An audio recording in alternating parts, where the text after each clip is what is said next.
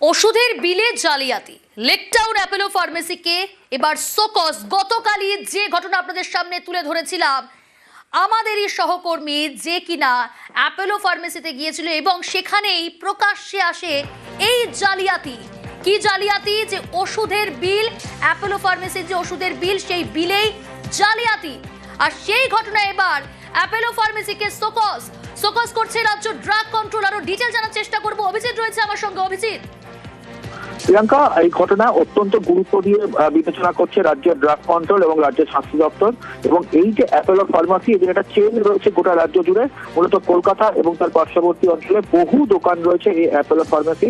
এবং প্রাথমিকভাবে রাজ্যের ড্রাগ কন্ট্রোল ফোকাস করেছে যেই দোকানে ঘটনাটি ঘটেছে সেই দোকানকেই ফোকাস করছে এবং তাদেরকে 3 দিনের মধ্যে জবাব দেওয়ার নির্দেশ দেওয়া হয়েছে যে কি কারণে এরকম ঘটনা ঘটলো। এবং একই সঙ্গে যদি জবাব সন্তোষজনক না হয় তাহলে প্রাথমিকভাবে তাদেরকে সাসপেন্ড করা হবে নির্দিষ্ট একটা সময়ের জন্য। এবং প্রয়োজনে এই দোকানে যেমন সারপ্রাইজ ভিজিট করা হবে, তেমন ভাবে সিদ্ধান্ত নেওয়া হয়েছে এদের এই চেইন সিস্টেমের, অর্থাৎ অ্যাপোলো ফার্মাসির যে কটি দোকান রয়েছে সেই বিভিন্ন দোকানগুলোতেই সারপ্রাইজ ভিজিট করা হতে পারে রাজ্য ড্রাগ কন্ট্রোলের তরফ থেকে। এবং রাজ্যের বিভিন্ন ওষুধের দোকানগুলোতে যে খুচরা যারা বিক্রি করে ওষুধ, সেই বিভিন্ন ওষুধের দোকানে আরো বেশি করে এই সারপ্রাইজ ভিজিট বাড়ানো হবে, এমনটাই সিদ্ধান্ত নেওয়া হয়েছে রাজ্যের ড্রাগ কন্ট্রোলের তরফ থেকে। পাশাপাশি স্বাস্থ্য দপ্তরও তারাও পুরো গোটা বিষয়টা খতিয়ে দেখছে এবং রাজ্য ড্রাগ কন্ট্রোলের সঙ্গে সমন্বয় সাধন রেখে তারা কাজ করবে। এবং স্বাস্থ্য দপ্তর তারা জানিয়েছে এই বিষয়টাকে অত্যন্ত গুরুত্ব দিয়ে বিবেচনা করা হচ্ছে এবং এইরকম ঘটনাকে কোনোভাবেই বরদাস্ত করা হবে না। এবং আগামী দিনে রাজ্যের ড্রাগ কন্ট্রোলের মারফত রাজ্যের সমস্ত খুচরো ওষুধের বিক্রেতাকে এবং পাশাপাশি যারা রিটেলে বিক্রি করেন, যারা ডিস্ট্রিবিউটার, তাদেরকেও সতর্ক করা হয়েছে যাতে এইরকম ঘটনার পুনরাবৃত্তি না হয়। প্রিয়াঙ্কা, বেশ, সঙ্গে থাকুন। অন্য অ্যাপোলোর বিলেও জালিয়াতি, ওষুধ ও বিলের ব্যাচ নম্বর আলাদা। সোশ্যাল মিডিয়ায় পোস্ট ক্রেতার।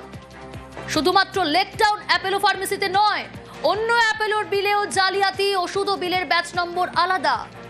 সেখানেও সোশ্যাল মিডিয়ায় পোস্ট ক্রেতার। কি পোস্ট করা হলো, ক্রেতারা কি পোস্ট করলেন, কিভাবে এলো এই যে অ্যাপোলো ফার্মেসি? একের পর এক অ্যাপোলো ফার্মেসির ওষুধ ও বিলে ব্যাচ নম্বর আলাদা, জালিয়াতি। সেই জালিয়াতি প্রকাশ্যে লেকটাউন অ্যাপোলো ফার্মেসিকে ইতিমধ্যেই সোকজের সিদ্ধান্ত। সোকজ করছে রাজ্য ড্রাগ কন্ট্রোল। বিল ও ওষুধের ব্যাচ নম্বর আলাদা, বিল ও ওষুধের এক্সপায়ারি ডেটও আলাদা। ঠিক কি হয়েছিল দেখব, বিশেষ রিপোর্ট।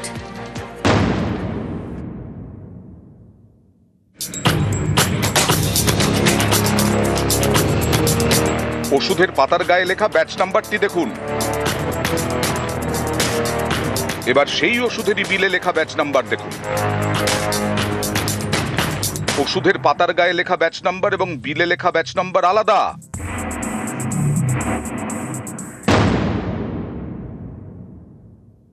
যে ক্যাশ মেমোতে যে ব্যাচ নাম্বার থাকবে সেই ব্যাচ নাম্বারের ওষুধই কাস্টমারকে দিতে হবে, এটা কম্পালশন। এর মধ্যে কোনো অল্টারনেটিভের কোনো ব্যবস্থাই নেই।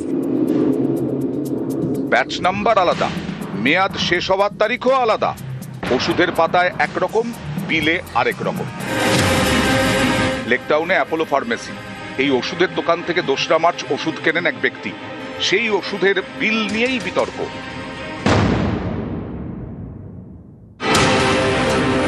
এটি আরেকটি অ্যাপোলো ফার্মেসি। এখান থেকে কেনা ওষুধের পাতায় লেখা ব্যাচ নম্বর এবং বিলের ব্যাচ নম্বর এক। দেখুন, ট্যাবলেটটার নাম দেখুন, লোডোসিস। এর ব্যাচ নাম্বারটা আপনি দেখুন, এখানে দেখলে বুঝতে পারবেন। ডিটেলস 25119, দেখুন 25119। প্রপারলি আমাদের ওষুধে যে ব্যাচ নাম্বারটা থাকবে, বিলেও আপনি সেই ব্যাচ নাম্বারটাই পাবেন। কাস্টমাররা কখনো কখনো চেক করেন, কখনো কখনো করেন না, এটা কাস্টমারের উপর ডিপেন্ড করে। কিন্তু আমরা প্রত্যেকটা চেক করিয়ে দিই কাস্টমারকে যে বিলে যে ব্যাচ নাম্বারটা থাকবে, তিনি হাতে যে ওষুধটা পাচ্ছেন সেটা না সেম ব্যাচ নাম্বারই হয়। সত্যতা বলতে পারেন, ওটাতে কনফার্ম হবে। আমি যে ব্যাচ নাম্বারটা বিল করে দিচ্ছি আর কাস্টমার যেটা পাচ্ছেন তার সাথে যদি বিলে মিল হয়, তার মানে ওষুধটা সঠিক আছে। ব্যাচ নাম্বারটা বাড়িতে গিয়ে সব দেখে নিই। ব্যাচ নাম্বার, এক্সপায়ারি, এই দুটো আমরা সবসময় আমি দেখি। এক্সপায়ারিটা আমি 1 নম্বর দেখি, এক্সপায়ারিটা। ব্যাচ নাম্বারটা হয়তো অতটা আমার হয় না, একাধটা দেখে নিই। কিছু দোকান আছে, আমি বলবো না, এইখানেই আছে, যারা ব্যাচ নম্বরও দেয় না, তাদের কাছ থেকে আমি নিই। ব্যাচ নাম্বারটা কি দেখেন না? না, একদমই না। কিন্তু এটাও তো গুরুত্বপূর্ণ যে আপনি সঠিক ব্যাচের ওষুধ মানে আপনাকে বিলে দেওয়া হচ্ছে কিনা। একদমই, কিন্তু দেখা আর হয় না, নিয়ে চলে যাওয়াই হয়। তো ব্যাচ নাম্বারটা যে ওষুধের গায়ে লেখা আছে এবং বিলে লেখা আছে, এই দুটো এক হওয়াটা খুবই জরুরি। আর আজকে কম্পিউটারের যুগে এইটা ভুল হওয়ার কোনো জায়গা নেই।